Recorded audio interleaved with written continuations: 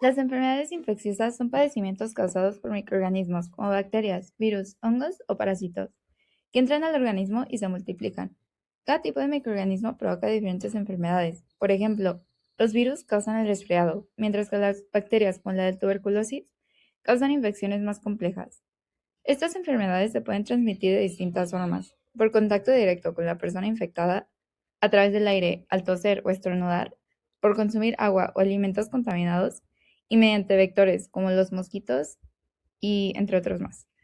La prevención es muy importante e incluye medidas como la vacunación, el lavado frecuente de manos, la higiene de alimentos, el uso de protección en relaciones sexuales y, en general, pueden ir desde enfermedades leves hasta graves, por lo que la detección temprana y la prevención es fundamental.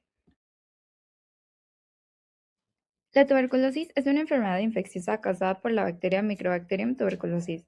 Afecta principalmente a los pulmones, lo que se conoce como tuberculosis pulmonar, aunque también puede afectar otros órganos como riñones, huesos o el sistema nervioso. Tienen dos formas principales: la tuberculosis latente, la persona está infectada pero no presenta síntomas ni contagia, y la tuberculosis activa. La bacteria se multiplica, aparecen síntomas y se puede transmitir. Los síntomas más comunes son tos persistente, fiebre, sudoración nocturna y pérdida de peso. Se transmite por el aire cuando una persona con tuberculosis activa tose, estornuda o habla. Existen factores que aumentan el riesgo de contraer la tuberculosis. Los más importantes son el tener el sistema inmunológico debilitado con personas con VIH, diabetes o desnutrición, el consumo de tabaco, alcohol o drogas, vivir en condiciones de hacinamiento como en prisiones o viviendas con muchas personas, tener contacto frecuente con personas infectadas y trabajar en el área de la salud. A nivel mundial, la tuberculosis sigue siendo un problema importante de la salud pública, con millones de casos cada año. En México también es frecuente, especialmente en poblaciones con menos recursos. Además, los niños pequeños y adultos mayores tienen mayor riesgo de desarrollar la enfermedad. La tuberculosis es una enfermedad grave, pero tiene buen pronóstico si se detecta y se trata a tiempo. Con el tratamiento adecuado, la mayoría de los pacientes se recupera completamente. Sin embargo, si no se trata, puede ser mortal. El pronóstico empeora en personas con VIH, sistema inmunológico débil y bacterias resistentes al medicamento. También es importante mencionar que muchas personas pueden tener la infección latente sin desarrollar la enfermedad. Ahora vamos a hablar de la patogénesis, o sea, cómo se desarrolla. La infección comienza cuando la bacteria entra al cuerpo a través del aire y llega a los pulmones. Ahí es capturada por células del sistema inmunológico llamadas macrófagos, pero la bacteria puede sobrevivir dentro de ellas. El cuerpo intenta controlarlo formando estructuras llamadas granulomas, que rodean a la bacteria para evitar que se propague. En muchos casos, esto mantiene la infección en estado latente. Sin embargo, si el sistema inmune se debilita, los granulomas se rompen, la bacteria se activa y comienza a dañar el tejido pulmonar. En esta fase puede incluso diseminarse a otros órganos. Es importante mencionar que muchas personas pueden tener la infección latente sin desarrollar la enfermedad. El tratamiento de la tuberculosis consiste en una combinación de antibióticos durante un periodo prolongado, generalmente de 6 a 9 meses. Los medicamentos principales son la isoniazida, el rifampicina, la piracinamida y el etambutol. Es muy importante que el paciente siga el tratamiento completo, ya que interrumpirlo puede provocar recaídas o resistencia bacteriana. Además, se realiza seguimiento médico, se estudian los contactos cercanos y se recomienda aislamiento temporal en casos activos. Como medida preventiva, se aplica la vacuna del BCG en recién nacidos, la cual protege contra formas graves en la infancia. Bueno, yo les voy a hablar sobre la micosis. La micosis son infecciones causadas por hongos que son microorganismos eucariotas. Esto significa que tienen una estructura celular más compleja que las bacterias y estos hongos pueden comportarse de dos maneras. Uno es como comensales, es decir, que viven normalmente en nuestro cuerpo sin causar daño. Otra es como patógenos oportunistas, estos causando enfermedad cuando bajan las defensas. Y estos afectan lo que son la piel, mucosas, tejidos subcutáneos e incluso órganos internos. Además es importante atenderlas porque pues algunas son superficiales y leves y tienen un buen pronóstico, pero otras pueden ser graves, especialmente en pacientes inmunocomprometidos. Y aquí ya les puse el ejemplo de una micosis cutánea, que en la siguiente diapositiva ya les explicaré bien cada tipo de micosis. Seguimos con la clasificación de las micosis. Las micosis se clasifican principalmente según la profundidad a la que afectan. Tenemos 5, son las superficiales, cutáneas, subcutáneas, sistémicas y oportunistas. Empezamos con las superficiales, que estas afectan solo a la capa más externa, como la córnea, cabello o uñas. Sus ejemplos son tiña, pitiriasis versicolor. Estas son leves y más estéticas que peligrosas.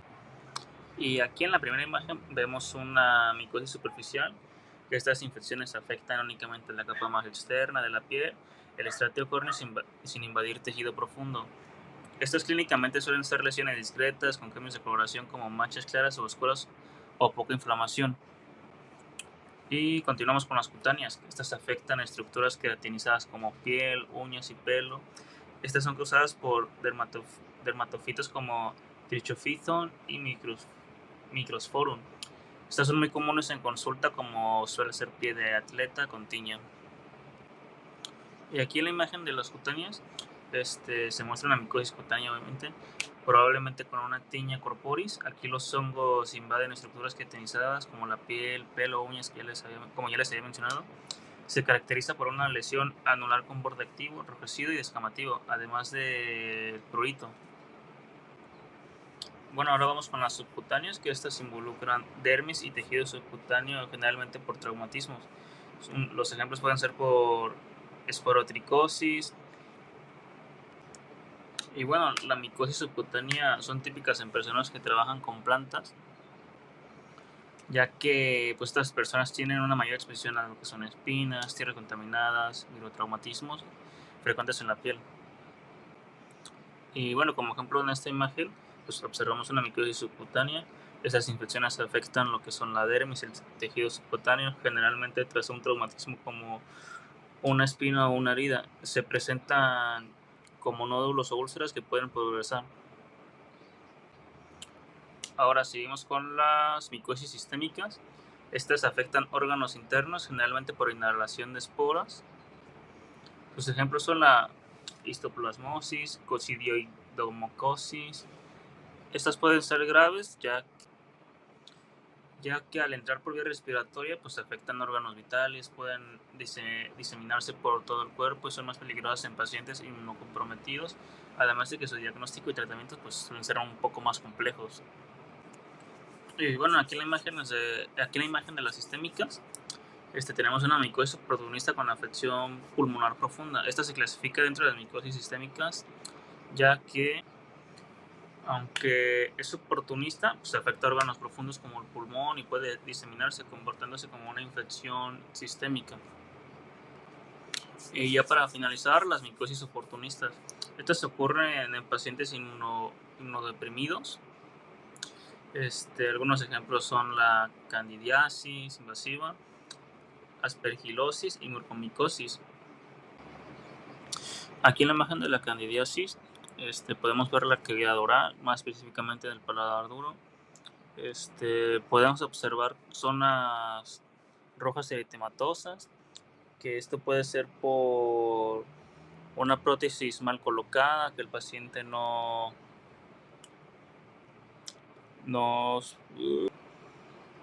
que al paciente no le quedó, vaya. Pero se ve así. También puede ocurrir que es una candidiasis, más bien. A los pacientes con serostomía también puede ocurrirles candidiasis, ya que al no producir saliva, pues son más expuestas a cualquier microorganismo, patógenos, hongos. Y ya, pues en resumen, las micosis van desde infecciones superficiales leves hasta enfermedades sistémicas graves, y su impacto depende de tanto del tipo de hongo como el estado inmunológico del paciente.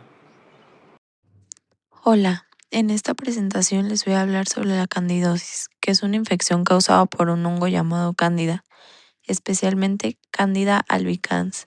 Este hongo normalmente vive en nuestro cuerpo, pero cuando hay un desequilibrio puede provocar infección. La candidosis es lo que se conoce como una infección oportunista. Esto significa que aparece cuando las condiciones del cuerpo cambian. Por ejemplo, cuando las defensas bajan o se altera el equilibrio natural de microorganismos. Tenemos el muguet, que se encuentra en lengua y mucosa interna de las mejillas. Signo clave, placas blancas con aspecto de leche cortada o requesón. Y como dato extra, es común en bebés, adultos mayores o personas con el sistema inmune comprometido. También tenemos la vaginal. La lo- Su localización es mucosa vaginal. Signo clave es picazón intensa, irritación y flujo blanco espeso. Como dato extra, generalmente es causado por cambios en el pH o el uso de antibióticos. Está la cutánea, que esta tiene pliegues del cuerpo, se encuentran como en axilas, ingles y bajo las mamas. Un signo clave es el sarpullido rojo brillante, humedad y a veces descamación. Y como dato extra, es favorecida por el calor y la humedad constante. También tenemos la sistémica, que se encuentra en el torrente sanguíneo y puede dañar órganos internos como riñones, corazón y cerebro. La gravedad es la forma más peligrosa, ya que puede causar falla multiorgánica. Dato extra, afecta principalmente a pacientes hospitalizados o con defensas. Las causas principales tienen que ver con el desequilibrio en el cuerpo. Por ejemplo, el uso de antibióticos puede eliminar bacterias buenas y permitir que el hongo crezca. También influyen enfermedades como la diabetes, el embarazo o el sistema inmune debilitado. El diagnóstico generalmente es clínico, es decir, el médico lo identifica por los síntomas, aunque en algunos casos se pueden hacer estudios de laboratorio para confirmar de qué se trata el hongo. El tratamiento consiste en medicamentos antiinfúngicos que pueden ser en forma de cremas, óvulos o pastillas. Esto ayuda a eliminar el hongo y controlar infección. Y prevención, para prevenir la candidiasis es importante mantener una buena higiene, evitar la humedad en el cuerpo, usar ropa cómoda, especialmente de algodón, y evitar automedicarse. Hola, yo les voy a presentar la actinomicosis. Todos sabemos que todo el tiempo convivimos con muchos microbios, bacterias, virus, pero ¿por qué no todo el tiempo estamos enfermos, verdad? Y otras sí. Ahorita vamos a hablar sobre la actinomicosis, que es una bacteria que todo el tiempo estamos conviviendo y que vive con nosotros, pero no todo el tiempo nos hace daño porque es bastante oportunista. Entonces vamos a ver por qué les damos la oportunidad.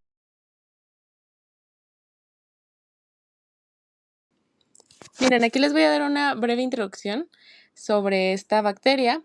Es gram positiva, entonces se tiñe como de moradito cuando la observamos con la tinción gram. El 70% de la actinomyces que hay es el tipo de actinomyces israelí. Es local oportunista. ¿Qué significa esto? Que está en ciertos lugares y pues obviamente no todo el tiempo te enfermas, ¿no? Pero siempre está buscando cómo enfermarte. Es del género Actinomyces. El hospedador es el humano.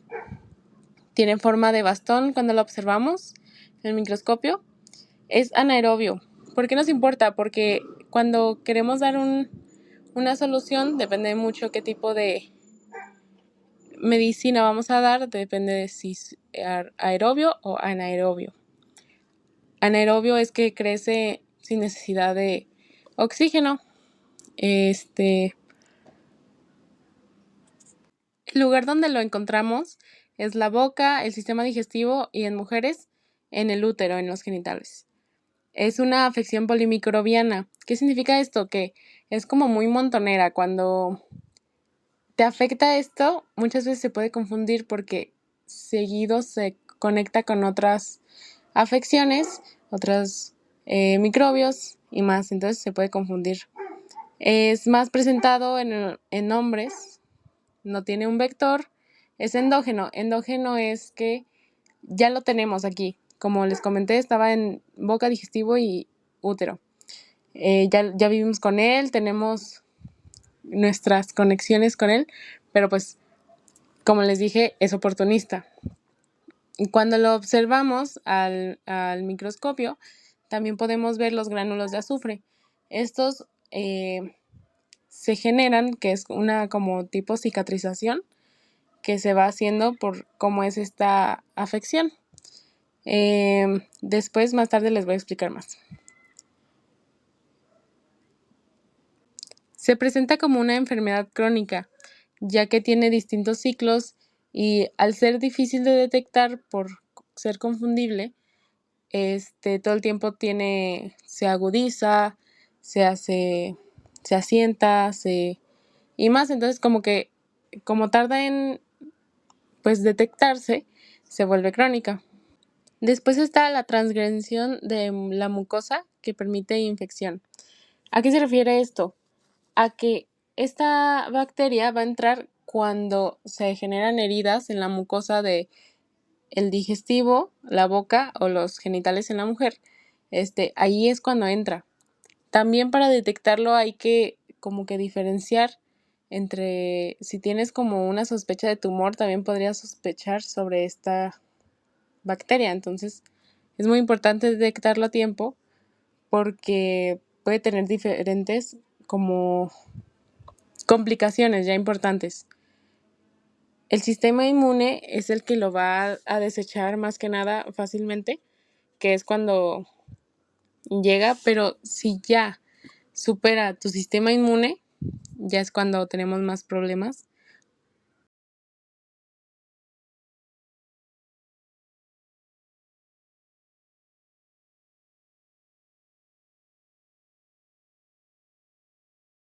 Ya entrando en detalle, ¿qué es? Es un agente infeccioso, principalmente Actinomyces israelí es, como les comentaba, el 70% de la que hay. Hay otras especies que incluyen la A. neaslundi y A. odontolicus. Son bacterias filamentosas, que son gram positivas. Son anaerobias estrictas o microaerófilas.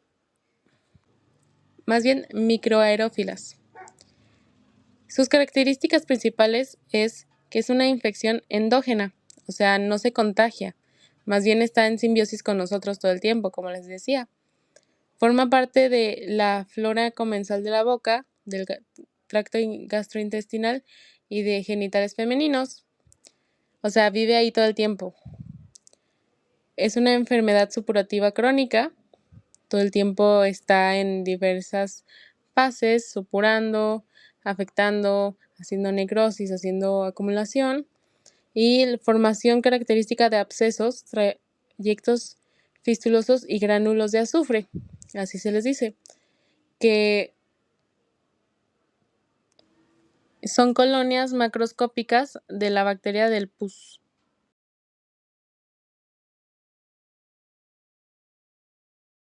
¿Cuáles son esos factores de riesgo y la epidemiología? Como nos comentaba la maestra, es ver quién y por qué se enferma. Los grupos poblacionales más frecuentes son los adultos, más o menos entre los 30 a 60 años. La proporción de hombre-mujer es de 2:1 o a 4:1. Como les había comentado, mayor parte en los hombres, a menos de que sea en la zona genital asociada con el DIU, que muchas veces cuando lo injertan se generan estas pequeñas heridas, que es donde aprovecha la actinomyces para entrar. ¿Cuáles son los factores de riesgo predisponentes? En primera es la mala higiene bucal o la enfermedad periodontal. Como todo el tiempo se está supurando o podría haber heridas en la mucosa, ahí si hay mala higiene, pues hay más proliferación de esta bacteria. Entonces, pues entra más fácilmente. Después está la ruptura de la barrera mucosa, extracciones dentales, traumatismos orales o cirugía abdominal, que es en la cirugía abdominal es porque entra lo de gastrointestinal. Pues sí, como les comentaba, hacer cualquier herida en la mucosa en donde se presenta esta bacteria, pues puede hacer que entre. Después está la inmunosupresión, como la diabetes mellitus, el VIH-Sida, trasplante de órganos, uso prolongado de corticosteroides y alcoholismo crónico. Todo esto hace que tu sistema inmune pues esté debilitado y, como les comentaba, esta bacteria siempre, bueno, en su mayoría de veces, es eliminada por nuestro propio sistema inmune, pero si tenemos alguna afección que lo esté disminuyendo, pues obviamente no vamos a tener la misma fuerza para combatirla que si estuviéramos sanos. Después, la epidemiología clave. Esta es una infección poco frecuente y de distribución mundial. O sea, te puede pegar en todos lados porque ya lo tienes. Y no es transmitible de persona a persona. Así que tampoco hay que preocuparnos sobre esto en esta bacteria. Ahora vamos a ver paso por paso cómo se desarrolla esta enfermedad. En primera es la disrupción de la mucosa. Un traumatismo, cirugía o infección previa rompe la barrera protectora. Por ejemplo, una extracción dental o apendicitis. Como ya habíamos comentado, cualquier herida hace que ésta sea feliz y se aproveche y entre. Entonces, la segunda, invasión tisular. Actinomyces, microorganismo comensal de baja virulencia que se introduce e invade a los tejidos profundos. Miren, esta ya una vez que entra en la herida, se va a localizar cada vez más adentro de nosotros y va a hacer, pues sí, su invasión hacia el tejido tisular. Después, se hace su microambiente anaerobio. Como habíamos visto, no necesita aire para crecer, entonces hace sus propios como pequeños lugares donde empieza la necrosis tisular local. Crea un ambiente sin oxígeno ideal para su proliferación, se asocia con una infección polimicrobiana que hace sinergia con otros anaerobios como Agregatibacter, o sea, como hemos comentado, pues se une con sus amigos bacterias y pues hace lo que quiere. Después, formación de gránulos de azufre. ¿A qué se refiere? Las bacterias se organizan en colonias microscópicas densas y amarillentas rodeadas de neutrófilos. Esto hace que al microscopio pues, se vean unas manchas más moraditas, ¿no? 5. Inflamación crónica granulomatosa. El sistema inmune genera una respuesta crónica con fibrosis extensa. ¿A qué se refiere esto? Empieza a hacer su cúpula, su protección hacia lo que ya está generando. Se hace la fibrosis y se tapa y se expande más que nada. Comentando esto, sigue la extensión y la fistulización. La infección avanza lentamente ignorando a planos anatómicos, o sea, no le importa la forma que sea normal del cuerpo, hace sus burbujas, hace sus proliferaciones, creando abscesos que drenan espontáneamente a la piel, formando fístulas crónicas que descargan los gránulos característicos.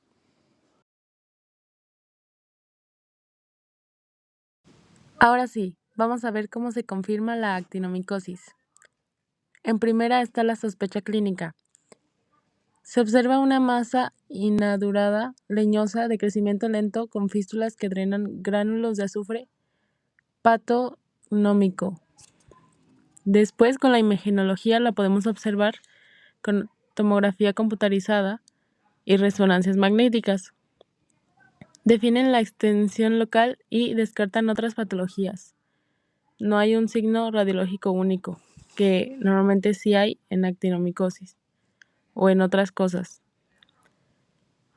En microbiología, en primera está el examen directo, observación macroscópica y microscópica de los gránulos de azufre en pus. Después, tiene tinción Gram, revela basófilos filamentosos ramificados Gram positivos.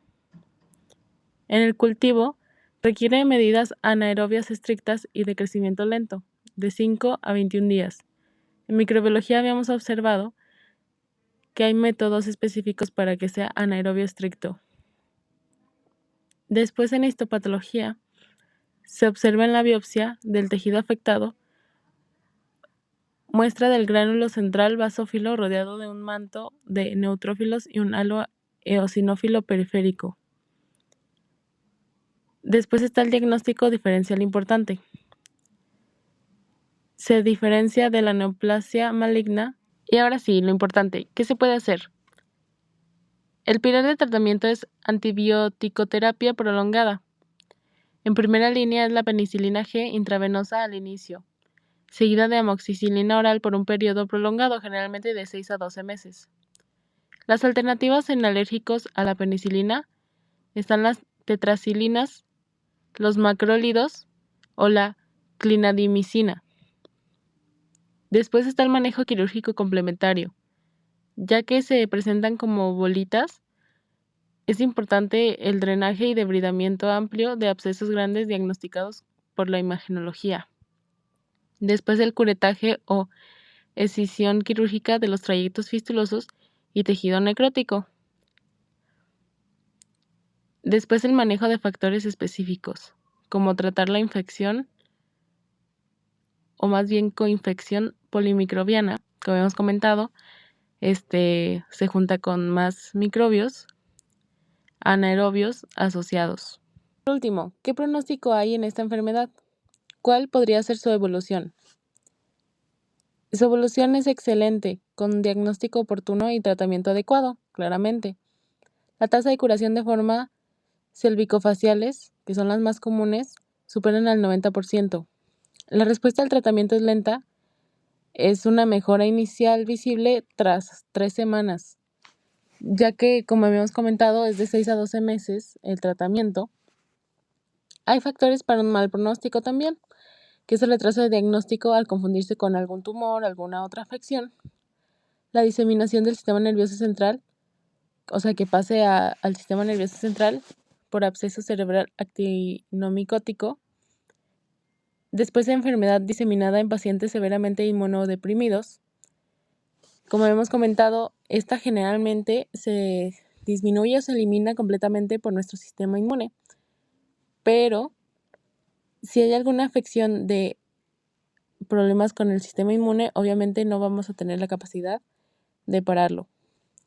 En conclusión, es una enfermedad curable, pero requiere alta sospecha clínica y adherencia terapéutica muy prolongada. Por último, yo les voy a hablar de la mucormicosis. Esta es una infección micótica poco frecuente causada por hongos del orden de los mucorales y generalmente del género Rhizopus. Estos hongos se pueden encontrar en la tierra, materia vegetal en descomposición, como el pan, la fruta y polvo.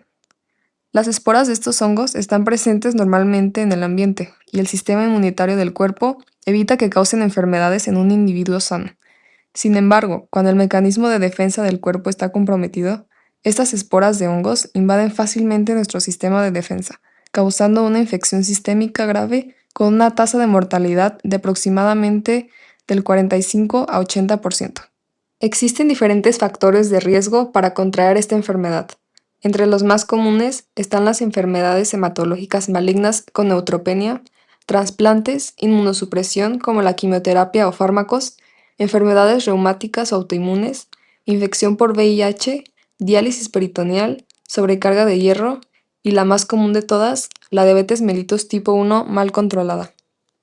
La diabetes incrementa la probabilidad de infección al aumentar la disponibilidad de hierro libre por cetoacidosis. En los diabéticos, el hongo puede diseminarse desde los senos nasales a la órbita o el encéfalo. ¿Cómo se caracteriza la mucormicosis? Primero, tenemos que se puede clasificar en 4, por el sitio de invasión de las cifas. La primera es rinocerebral, que empieza en nariz y puede llegar al cerebro. Es rápida y muy mortal por trombosis y necrosis al invadir vasos. Después tenemos la cutánea, que entra por la piel. Puede ser por heridas, quemaduras, cirugía o material contaminado. Después tenemos la pulmonar, que es por inhalación de esporas. Esta progresa rápido, puede diseminarse y tiene alta mortalidad, de un 76%. Y por último, la diseminada, que es la más grave. Se extiende desde cualquier foco a varios órganos, con mortalidad muy alta del 96%.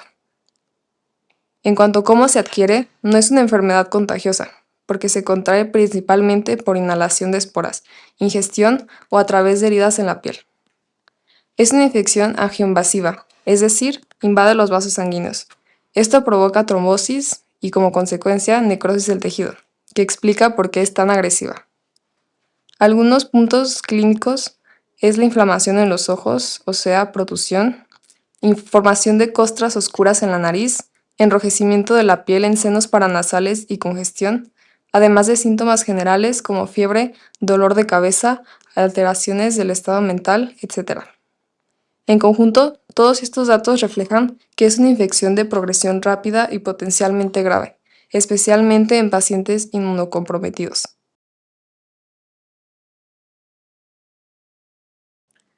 Bueno, la patogenia empieza primero con la entrada del hongo al organismo.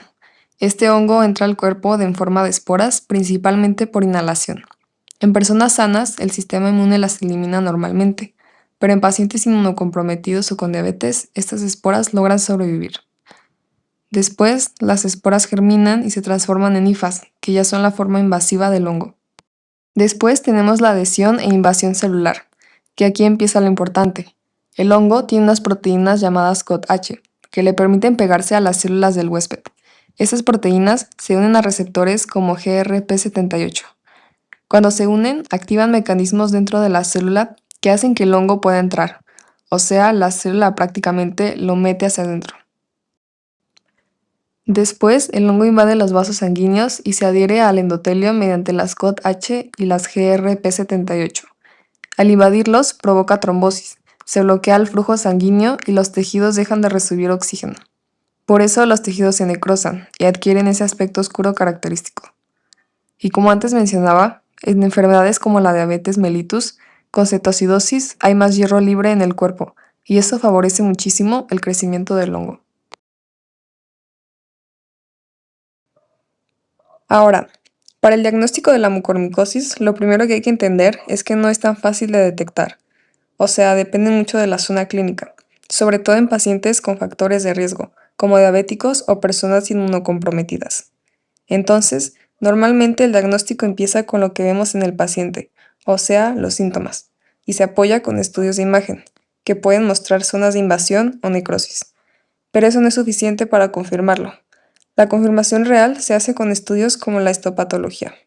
Ahí es donde se observan las características típicas del hongo, y algo súper importante es que las hifas son anchas, no tienen septos, y se ramifican en un ángulo de más o menos 90 grados. Esto es clave porque ayuda a diferenciarlo de otros hongos. También se puede hacer cultivo, aunque no siempre es lo más rápido. Existen pruebas como la PCR que ayudan a detectarlo antes, pero funcionan más como apoyo, no como diagnóstico definitivo. Y por último, algo que no se debe olvidar es diferenciarla de otros hongos, especialmente Aspergillus, porque puede parecerse, pero no se tratan igual. El tratamiento más eficaz es el desbridamiento quirúrgico radical en cualquiera de las formas de mucormicosis. El cirujano debe remover todo el tejido necrótico junto a un buen margen de seguridad, para así evitar una recidiva de la infección. Muchas veces este procedimiento suele ser agresivo y mutilante, por lo que la mayoría de los pacientes que sobreviven requieren un procedimiento reconstructivo mediante cirugía plástica. Aunque no existen estudios concluyentes sobre la eficacia de los antifúngicos en esta infección, se acepta generalmente el uso de anfotericina B, isavuconazol y posaconazol, ya que han demostrado una mayor efectividad ante la mucormicosis. Sin embargo, un diagnóstico precoz y la administración temprana de estos medicamentos puede ser clave para mejorar el pronóstico del paciente.